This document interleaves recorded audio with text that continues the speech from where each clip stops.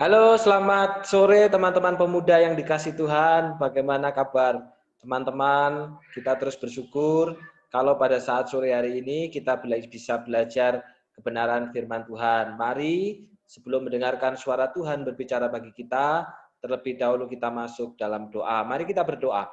Bapa yang di surga, terima kasih untuk pemberitaan firman Tuhan pada saat sore hari ini. Hamba-Mu yang akan menyampaikan, Tuhan tolong di dalam segala keterbatasan dan kekurangan, kiranya wibawa yang dari surga yang menyertai, sehingga perkataan yang hamba-Mu sampaikan jelas, lugas, dan tegas, dan itu adalah kebenaran Tuhan.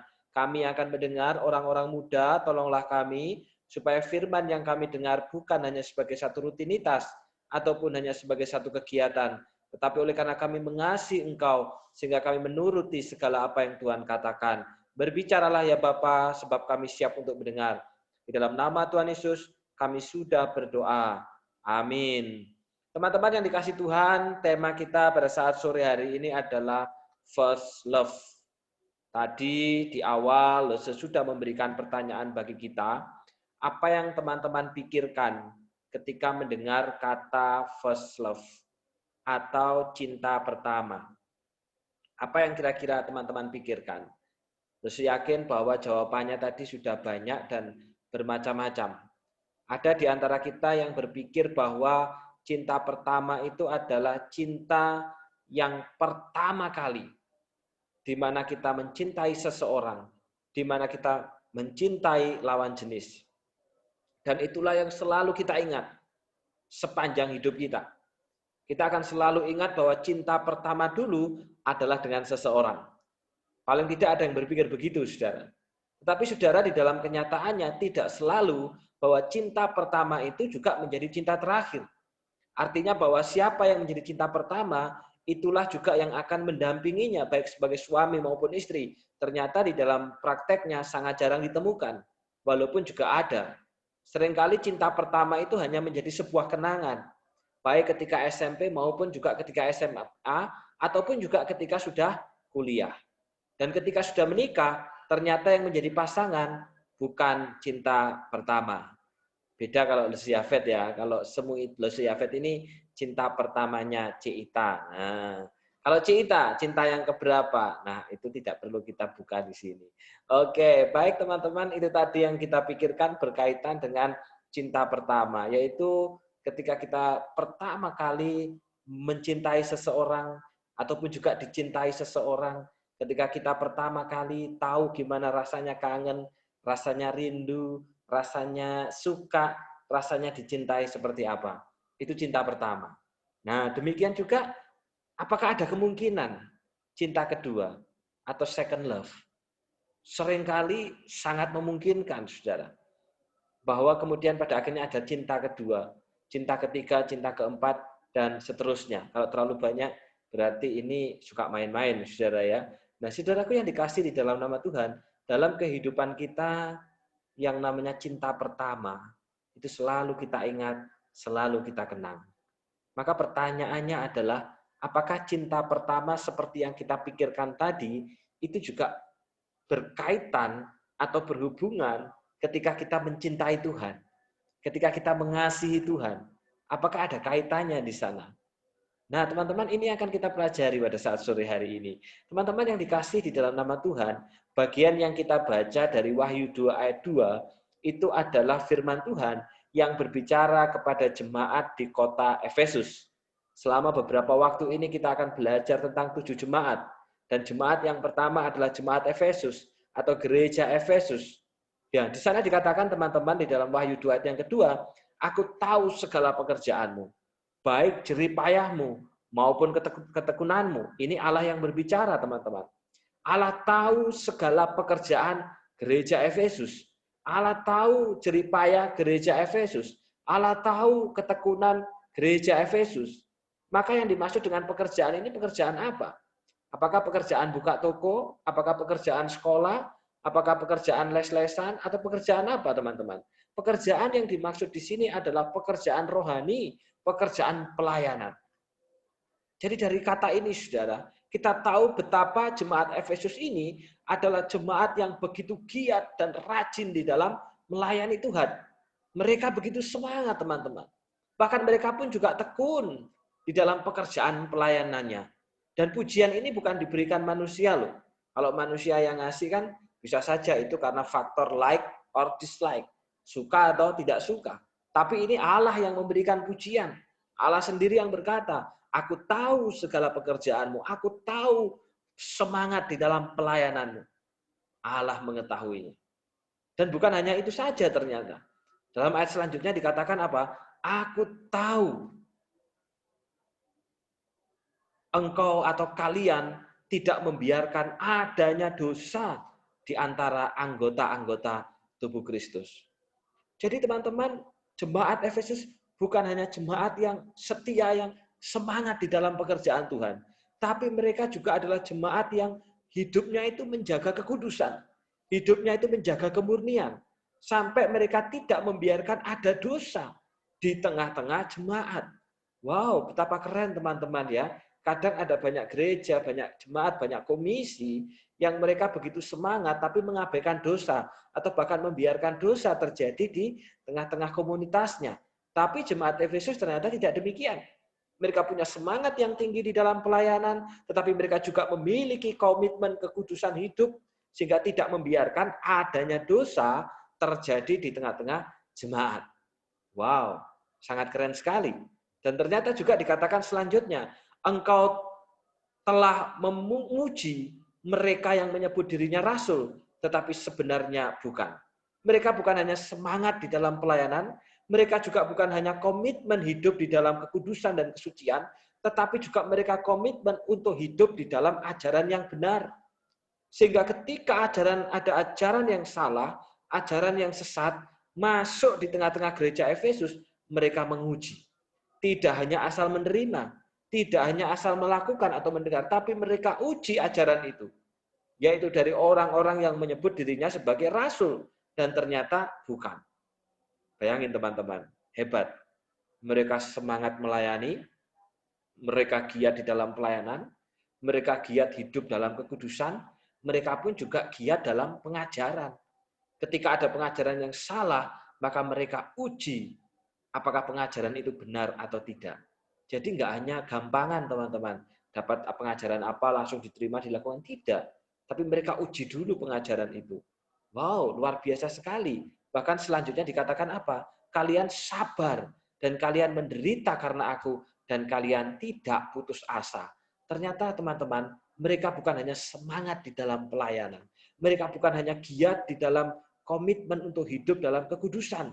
Mereka juga bukan hanya mereka itu memiliki hati yang sungguh-sungguh setia kepada Allah. Ternyata tidak. Tidak, teman-teman.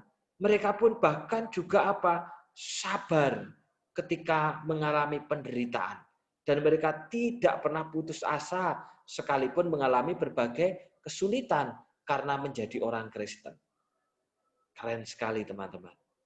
Mereka giat di dalam pelayanan, mereka juga giat di dalam menjaga kekudusan, mereka juga giat hidup dalam ajaran yang benar, mereka pun juga sabar atau tahan menderita dan tidak gampang putus asa.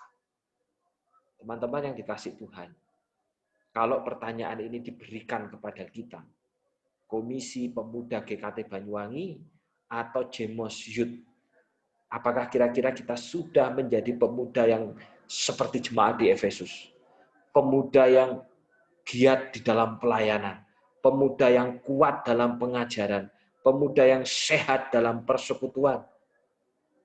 Apakah kita sudah menjadi pemuda yang seperti ini, teman-teman? Karena itu memang tahun 2021 ini, Lose punya visi untuk Komisi Pemuda, kuat di dalam pengajaran. Karena kalau kita tidak kuat dalam pengajaran, kita akan diombang-ambingkan oleh pengajaran-pengajaran dunia. Kita akan menjadi orang muda yang nggak kokoh, orang muda yang rapuh, dan kemudian kita juga giat di dalam pelayanan. Dan kita juga sehat dalam persekutuan. Artinya apa? Bukan hanya kalau lagi senang bersekutu, kalau enggak senang enggak bersekutu. Tidak. Tapi betul-betul kita punya kesehatan di dalam persekutuan itu. Nah, Komisi Pemuda apakah sudah punya hati yang demikian? Seperti jemaat Efesus. begitu semangat di dalam pelayanan. Kalau disuruh pelayanan, waduh semangatnya luar biasa. Bahkan nggak usah diminta pun sudah menawarkan diri untuk pelayanan. Ataukah kita masih malas-malesan? Kalau nggak disuruh ya diam. Kalau nggak diminta ya diam. Kalaupun disuruh kita kerjakan asal-asalan. Apakah seperti itu teman-teman? Nah teman-teman pemuda yang dikasih di dalam nama Tuhan, jemaat Efesus dikatakan sebagai jemaat yang giat di dalam pelayanan. Jemaat yang menjaga kekudusan. Jemaat yang kuat di dalam pengajaran. Dan jemaat yang tahan di dalam penderitaan. Namun selanjutnya teman-teman, Tuhan katakan kepada mereka, namun demikian, aku mencela engkau. Dalam terjemahan lain, tetapi aku kecewa dengan kalian. Loh kok bisa teman-teman? Bukankah mereka ini jemaat yang giat di dalam pelayanan, jemaat yang komitmen hidup dalam kekudusan, jemaat yang kuat dalam pengajaran, jemaat yang tahan dalam penderitaan. Dalam kondisi apapun mereka tetap setia kepada Allah. Lalu kenapa dikatakan Allah itu kecewa? Apakah berarti kita jadi orang Kristen, jadi remaja harus malas-malas, harus tidak semangat, harus aras-arasen, mau ibadah persekutuan aras-arasen, nunggu disuruh, nunggu diperintah, atau sebagainya? Toh kenyataannya mereka yang rajin, mereka yang giat, mereka yang semangat, Allah pun justru kecewa ternyata. Apakah seperti itu teman-teman? Nah ini akan kita pelajari sore hari ini teman-teman. Kenapa jemaat Efesus, jemaat yang begitu kuat di dalam persekutuan, kuat dalam pengajaran, giat juga di dalam komitmen menjaga kekudusan, bahkan tahan dalam segala penderitaan, kenapa Tuhan celah? Kenapa Tuhan kecewa dengan mereka? Kita belajar firman Tuhan ini supaya kita tidak menjadi jemaat yang seperti mereka, teman-teman. Kita begitu giat, kita begitu semangat, ternyata Tuhan kecewa. Kalau dengan yang giat, yang semangat, yang rajin aja Tuhan kecewa, apalagi yang dengan tidak giat, apalagi yang malas-malesan, apalagi yang aras-arasan. Tentunya Tuhan akan sangat kecewa. Maka pertanyaannya teman-teman, apa yang membuat Allah kecewa kepada jemaat Efesus yang begitu giat di dalam pelayanan, yang begitu kuat di dalam pengajaran, yang begitu menjaga komitmen hidup kekudusan, bahkan setia di dalam penderitaan. Apa yang membuat Allah kecewa dengan mereka? Dalam ayat selanjutnya dikatakan, karena engkau telah meninggalkan kasihmu yang semula. Engkau telah meninggalkan first love, cinta pertamamu. Dalam terjemahan lain teman-teman, kalian tidak lagi mengasihi aku seperti pada waktu kalian baru percaya kepadaku. Apa artinya cinta pertama di sini teman-teman? Apakah cinta pertama di sini artinya sama seperti yang kita pahami tadi, yaitu cinta ketika pertama kali kita bertemu dengan seseorang dan pada akhirnya masih ada cinta kedua? Ternyata tidak, teman-teman. Yang dimaksud di sini adalah ketika Tuhan kecewa karena jemaat Efesus meninggalkan kasih yang semula, itu adalah karena mereka tidak mengasihi Allah seperti pada waktu baru percaya. Saya mengambil contoh teman-teman. Setiap kita yang pernah merasakan baru jatuh cinta kepada seseorang, tidak tergantung cinta pertama. Bisa jadi cinta kedua, cinta ketiga. Engkau merasakan jatuh cinta kepada orang itu. Bahkan kemudian baru pacaran, dapat 1 minggu lah atau 2 minggu. Kira-kira apa yang teman-teman alami dan rasakan? Teman-teman, saya yakin apapun yang kalian kerjakan, selalu teringat dia. Mau makan, teringat dia. Mau tidur, teringat dia. Mau belajar, teringat dia. Ketika buka HP, yang dilihat apa? Fotonya dia. Jadi semua adalah dia dan dia. Gitu ya. Mau tidur, teringat dia. Lalu ketika kita buka HP, lihat WA-nya, kita senyum-senyum sendiri.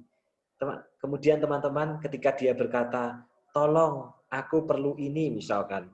Ya, tolong, aku perlu buku ini gitu kan. Maka sekalipun malam sekalipun hujan, sekalipun panas, kita pasti apa? Kita pasti akan memperjuangkan. Nah, ini yang disebut kasih yang semula dalam bahasa Alkitab atau cinta pertama itu. Atau ketika cinta yang masih awal, yang masih menggebu-gebu itu, teman-teman. Teman-teman, saya pernah menjumpai seorang pemuda. Ketika dia pertama kali, dia itu istilahnya mengungkapkan cintanya, dan diterima dengan yang perempuan, lalu mereka pacaran, teman-teman. Walaupun itu bukan cinta pertama, gitu kan. Tapi ketika masih hangat-hangatnya ini, walaupun beda kota, kalaupun hujan, tetap dibelani datang. Bahkan suatu kali jam 9 malam, yang perempuan ini telepon kepada yang cowok ini berkata apa? Dia ketakutan, gitu kan. Nah, karena mendengar itu teman-teman, yang cowok segera pergi ke tempat yang cewek, walaupun jaraknya sangat jauh. Ternyata ketakutannya setelah sampai di tempat itu apa? Pikirnya ketakutan karena maling atau karena orang jahat. Ternyata ketakutannya hanya karena ada cicak di dalam kamar. Tapi teman-teman tidak masalah. Walaupun jauh pun dibelani, walaupun hujan pun dibelani. Walaupun kita capek pun dibelani. Kita rela untuk melakukan itu. Karena apa? Baru jatuh cinta. Nah, teman-teman yang dikasih di dalam nama Tuhan, awalnya jemaat Efesus, ketika mereka percaya kepada Tuhan, mereka seperti itu. Mereka begitu giat, mereka begitu semangat, dan itu digerakkan karena apa? Cinta. Gitu kan? Seperti tadi, ketika walaupun malam-malam dia pergi, walaupun jaraknya jauh, beda kota, beda tempat tinggal, bahkan puluhan kilo, kenapa rela untuk datang? Karena apa? Cinta yang menggerakkan. Tapi pertanyaannya, ketika mungkin usia pacaran itu sudah 1 tahun atau 2 tahun, atau 10 tahun, apakah cinta yang sama itu masih ada? Ataukah sudah berubah? Seperti yang terjadi dengan jemaat Efesus, teman-teman. Seperti itu. Apa yang menjadi berubah dengan jemaat Efesus?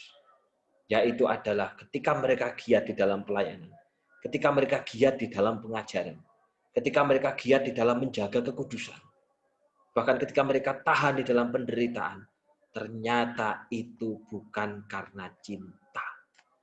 Bukan karena mengasihi Tuhan, bukan karena mencintai Tuhan, tetapi hanya karena rutinitas, hanya karena tugas, hanya karena kebiasaan.